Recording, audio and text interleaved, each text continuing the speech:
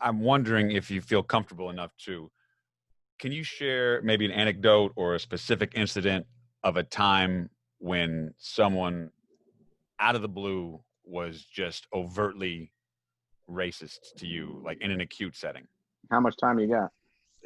First thing that comes to mind is, and this goes back to white privilege, is that I had to not choose a college based on an act of racism. You don't have to deal with that, but I did.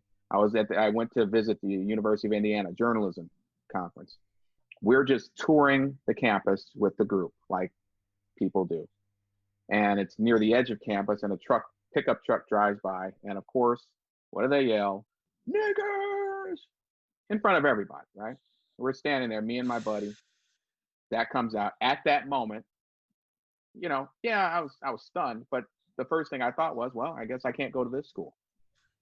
How many times JB or any other white male out there has thought to themselves, unless you went down to Howard or something, how many times have you thought, hey, I can't go to this school because, of that sort of racism?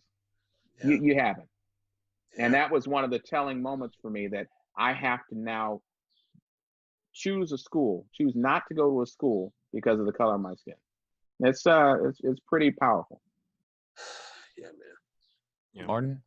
Yeah. I mean, again, growing up in Alabama, there was a lot that I saw or dealt with that I didn't really even know about till later. For example, I guess kind of on the lower end, I was in the 3rd grade. My teacher apparently was upset that there was a white girl that sat next to me in class. We weren't like friends or buddy or any of that, but I found this out years later. Like, I think I was at a bar back home and ran into this girl. She was like, yeah, you didn't know my Miss Stone called a parent teacher conference with the white girl's mom and was like, hey, yeah, so, I'm just worried, doesn't really talk a lot, and she sits next to the little black boy in class. And the mom was like, what does that have to do with anything? She's like, you don't think that's weird that a little white girl is sitting next to a little black boy? This is like 97, maybe 3rd grade. And then it started to kind of like flood into my brain of like, oh, that's why she kept sending me to the principal's office. That's why, wow, I was my teacher. Yeah. Like, oh my God. I was never a problem child, any of that kind of stuff. I was always like very sweet and quiet, yada, yada, yada. But it all started to like come together of like, oh, so this is like something I was dealing with at 8 years old. Yeah. And didn't even like recognize it then, but now I'm having to have this flood of emotion and feeling, like thinking about like first time I got called nigger to my face was 9th grade at a football game by someone who was sitting next to me, right? Another trombone player. And in my head, I'm like, I can't fight him because I'm not zoned for this school. So if I fight him, I get suspended for fighting. Then I have to go to a different school. Then my mom's going to be upset because she works here. So I have to stand here for the rest of this game next to the guy who just called me nigger. And then go to school with him again on Monday and repeat this process. Let me ask you this, though. Now, to me, I don't know if I'm different, but when, I was called that in college in a line standing to get into the bar, and all I did was ignore the guy and still go into the bar. So I don't know, like with you guys, how powerful is that word for you all? Because for me, it doesn't, I don't, it did at that moment because I was just a high school kid, but now you call me that if you want. It just, why am I getting upset? But does that bother you guys though? It bothers me that it's something that's still said, and it's said for that reason, to try and like get a reaction out of you, like, oh, you're gonna fight him, we're gonna argue, whatever. I hate that. I hate that. But whenever it's said, I can usually let it go. Yeah. Like, it does make me very angry. It does get me in a situation where I'm like, bro, like, what the fuck? But I can kind of just let it, in one ear out the other kind of thing. Yeah. Which took some time, but Yeah. Right. Yeah. I have tried. I think that kind of hardened me to it, to where to not have a overt reaction. Now I try to look towards white allies. Like if I get last time I got called the N-word was I was at a bar in Chicago, and it was some like rich dude came in, and he was already drunk off his ass, and he was buying shots for everybody and drinks and da da da da. And I think I just got done. It was an open mic doing my set. And then he like walked up to me and he handed me a shot and he put his arm around me. He's like, I'm more of a nigger than you'll ever be. And I'm like, what the fuck? Right? You didn't know this guy. Never met him a day in my life. Ooh. And I went and told the bartender, and the bartender was like, I guess he was the guy was a regular there, so they didn't want to kick him out because they knew him and like he was going to spend money there and all this stuff. So it took. So that makes it okay. Exactly. Yeah. But it Wow. took like a white friend of mine like going up and like, you called my buddy a nigga? How'd you call him a fucking nigga? We're gonna go fight outside right now. And like eventually they kicked them both out because he had escalated it into a fight situation. But before that they were like, no, but he spends money here, so we don't want to. We had the same situation happen then, Martin, because I was at a bar here in Burbank that JB and I have gone to multiple times. And I walked in late at night once. It was like 9. I hadn't had anything to drink. And I sat down at the bar, and a guy was drunk already there. It was 9 and you hadn't had anything to drink yet? I know that's right. I must have had a job. It must have been the once in 5 years I had a job. So I went to sat down at the bar, and I ordered a drink. The guy immediately turns without even warning, just said, "What are you niggers doing in here, right? What are you doing?" So where was this? So at the Hollywood Way. At the Hollywood Way. Yeah, sure. God. So what happened was, Martin, I looked to, because I was a bar regular, right? I looked to them as, you gonna get my back? Say something. Yeah. Instead, no one got my back. So I turned to the guy and I started calmly discussing with him that, why would you call me that? And I don't want to hear that. And can we just sit here and enjoy? The next thing I know, because I was the one doing the talking, the bouncer came and told me to settle down. Oh, this is why you stopped going to the Hollywood Way for a year. 2 years. And so 2 years. And so that was that made me more angry than being called the word itself, was the fact that I was being told to calm down. And now just talking about this makes me realize the parallels with what's going on downtown and everything like that. Is I'm being told to calm down, and you're focusing on my reaction other than the main fact that George Floyd was killed or that I was called a nigger. Basically telling you to just take it. Don't defend yourself.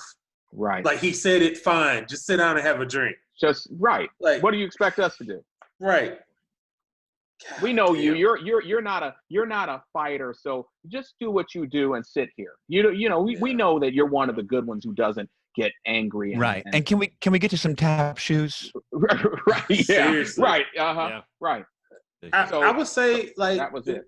Me being, and this is what I'm thinking. Me being the size that I am, 6'4" and some change. 6'4" and some change, 300 plus this, that, and the other. Like, there haven't been many times when people have called me, like, come to me and said, "Hey, nigger." Like, it hasn't happened a lot. That's hazardous to one's health.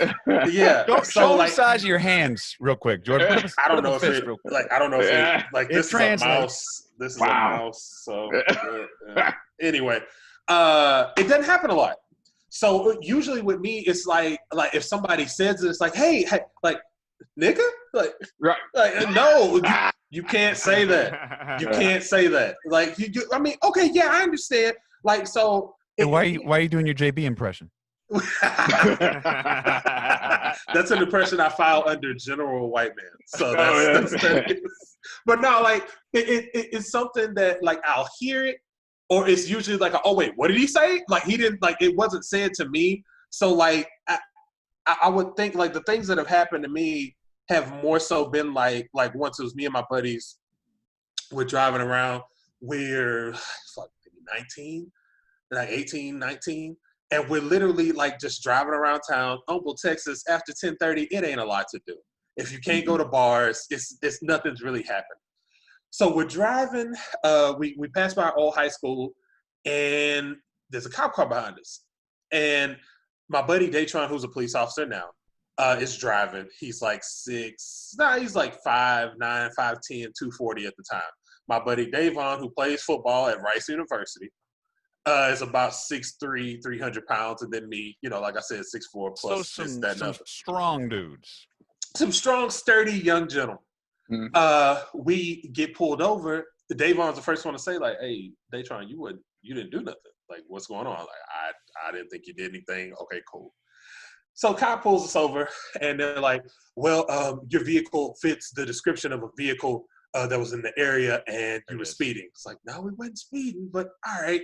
So we stop. That cop stops. Another cop car comes. Another cop car comes. So now there are 5 police officers and us 3.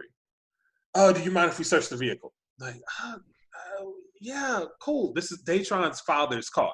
So it's nothing in the car. They search the car. The cop standing next to me is like, "Hey, you're not going to run, are you?" I'm like, "Nah, bro. Like, I ain't got a reason." Nah. Wait, was that a joke about you being a big dude, or was that a joke? No, he was big. He was a big dude. So he was literally, he stood next to me, and he said, like, "Well, I could probably catch you. You're not going to run, are you?" Because he knew he was the one that had to, because they'd already sized him up. He was the one that had to chase you. Right. So we got the fit the description. They're searching a car. They're, looking at us, asking us stupid shit just to for whatever reason. We all get in the car. We all knew what it was. We knew exactly what happened. Probably a year later, probably maybe a couple months later, I'm in a different part of town. I'm in Walden, which is a much nicer neighborhood in the Humble area, Tascasita area. Me and my buddy Mike. These are Houston suburbs, right? Houston suburbs, yeah. Okay. My buddy Mike is driving. Mike lives in Walden. We're in Mike's car. Precinct 4 officer pulls us over. And he's like, "Well, you failed to, it was a stop sign there. You didn't actually a reason for pulling Mike over. Yeah, stop sign there, you ran the stop sign and I wanted to, talk about it. Hey, wait a minute. You play football at Humble?" "Oh, yeah, man, I played ball at Humble, man, back in," and I'm like, "Wait, bro. We're not getting out the car. We didn't fit a description. You're not asking to search. You and Mike are laughing off some shit that, like, not even that Mike said. There's something that the cop realized, like, "Oh, yeah, you play ball? Oh, yeah, you're a big guy. Okay." Just go ahead. You'll be fine. I'm just like, the stark difference between those 2 stops, when there was actually a reason for him to be pulled over. And, Mike's a good dude, sweet guy, whatever. But just the difference in those 2 things, it just, at that moment, I was like, okay, well, I mean, the only reason that it would be like that is, right, because he's white, right? Because there's no other reason. And just like moments like that have kind of, been sprinkled throughout my life. It's just like, okay, well, I guess that's just how it is. It's funny how they all start flooding back, isn't it? Because when he first asked that question about specific instances, we all had to think on it a bit. But once you start rolling, and we could probably sit here for hours, and they just would start popping back up. Yeah. And all these instances of the systemic perception and the way we've been treated differently. It's kind of overwhelming. That is good.